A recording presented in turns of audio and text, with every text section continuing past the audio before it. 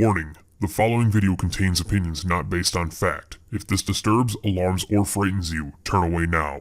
Otherwise, enjoy the video. Hello everybody and welcome to Listitis, my video series of countdown lists. Today's topic, as you are no doubt already aware, is the top 10 sleeper items in the Binding of Isaac Afterbirth Plus. But before we get into the list, I have two things I need you to do first. Number one, go down below and let me know what you think is the number one underrated or misunderstood item in the game. I'd love to hear what you think. And secondly, consider dropping by my Twitch channel where I stream and hit that follow button. Stop by and say hello when I'm live. I'd love to have you in the stream. Alright, that's enough messing around.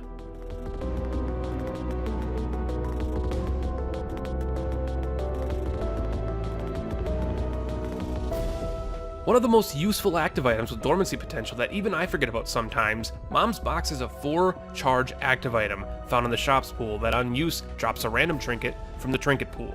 However, beyond that, the item also grants you a +1 to your luck stat while holding it to give you a little extra bump with the old RNGesus. But wait, there's more. Yes, there's more. The box also doubles the effect of nearly every held trinket while holding the box. This means double cancer, double curved horn, double golden horseshoe, double blind rage, and more. It's damn good and deserves the respect.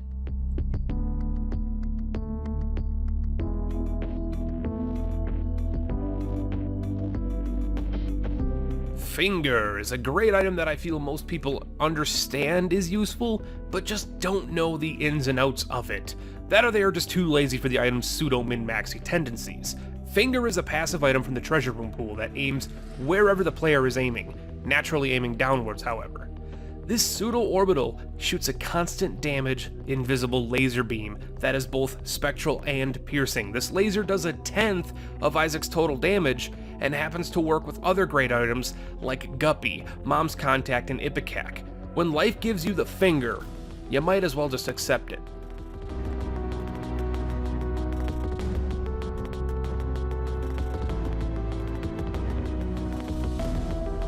By far one of my personal favorite items to get on my basements, and yes, I get some crazy looks for thinking that.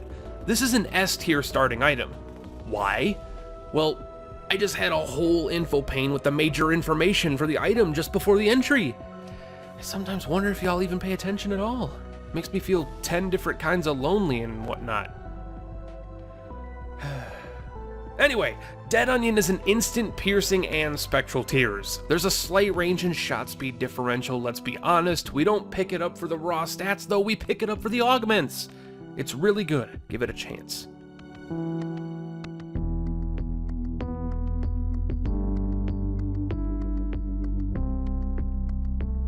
Seriously, the most forgotten about die in the entire game. Look, we all know the power of the D6 and the D20. We all appreciate the fun of the D12 and the D1. We all understand the craziness of the D10, D4, and D100. But the D7 tends to get swept under the rug too often. This item has serious min-maxing potential. You can effectively farm infinite items with only this 9V and AAA battery. And people thought Blank Card and Euro was fun. The D7 is effectively an active restock if the shop has enemies on it. You can replay any secret rooms with the enemies in it for the rewards, and you can also use it to reset a greed fight into a normal room. It's highly fun and highly useful. I seriously consider giving it a chance the next time you see it.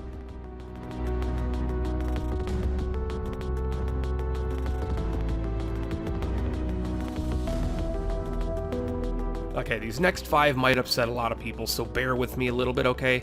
The Peeler is a great fun run item. Ever have just a little too much red HP and wanted to get rid of it? Ever needed to get into a boss trap room but don't want to hurt yourself? Ever want to get some extra damage and familiar potential? This household kitchen utensil does it all. This shop and demon judgy item grants you a permanent plus 0.02 damage across all your damage.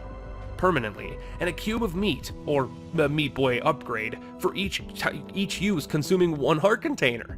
This also grants anemic for the room used on as well, but it goes away once you leave the room. It's a nice way to hedge your bets rather than risking it on a potential good devil deal. Just swap the heart for some damage in an orbital. Quick fix.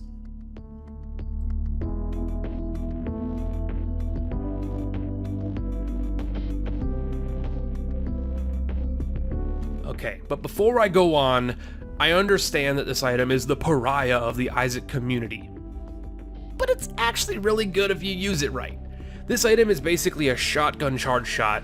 Isaac charges up a volley of 4 shots when the charge is full. If released early, it will fire somewhere between 0 and 3 shots depending on how long the charge was held. However, the major downside to most of you is if you get hit during a charge, you will teleport out of the room.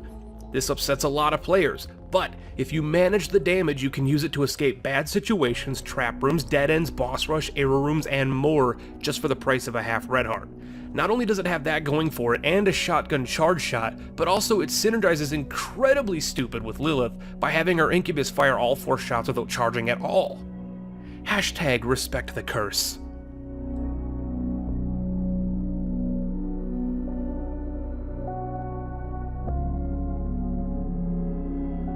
So, why is this class clown bursting sack up this high on the list of sleeper items? Well, it's not a fancy item. In fact, it's hardly even effectively as good as the previous items on the list. But what it does do is something a lot of my contemporaries and fellow Isaac players continue to ignore or just avoid. Bursting Sack is basically Skatole for spiders. That's it. It's nothing special.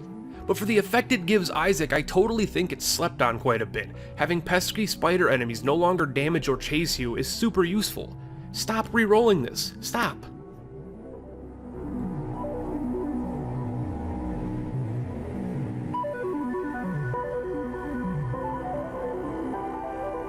Potentially one of my overall favorite items in the game, and probably the most controversial item I do love, yes, even more so than Cursed Eye or Breath of Life. This item is one of the overall most hated items in the entire item roster. Why do I think it's being slept on though? The effective DPS doesn't change when by itself, and overall tier delay penalty is a critical downside. I understand this, but the item has the second highest damage multiplier in the game. That's where it shines, because a multiplier alters every damage increase for the remainder of the run. It turns Death's Touch into a +3, it turns Magic Mush and Cricket's Head into a 3.5 times damage multiplier. Sacred Heart, don't even get me started on the stats. All I'm saying is be patient, play well, and this item will win you runs. I've proven it time and time again.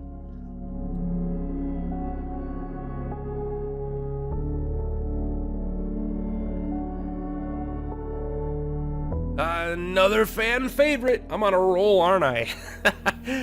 Guillotine is also way better than people give it credit, I say. They just suck at orientating themselves with it. I don't know. The Guillotine is a net positive, granting Isaac a head orbital that does damage like Cuba Meat, grants a -1 tier delay, and synergizes well with Tractor Beam as the tier delay remains, and yet the tears fire from the body instead of rotating. But on top of all of that, it's also just a +1 damage increase. So many people hate this item, and yet love Ludo. It baffles me.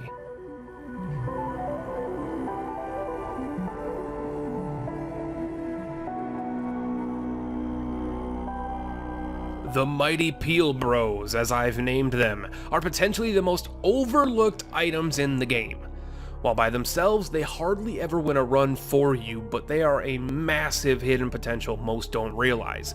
Let's start with Blood Clot. Blood Clot is a 0.5 range increase, and also a left high secluded +1 damage increase. This damage is unaffected by multipliers, meaning it will always be a flat +1. Now Chemical Peel is the same old beast, except it's a +2 damage increase without the range. And the best part? It's a flat increase as well, and it stacks perfectly with Blood Clot.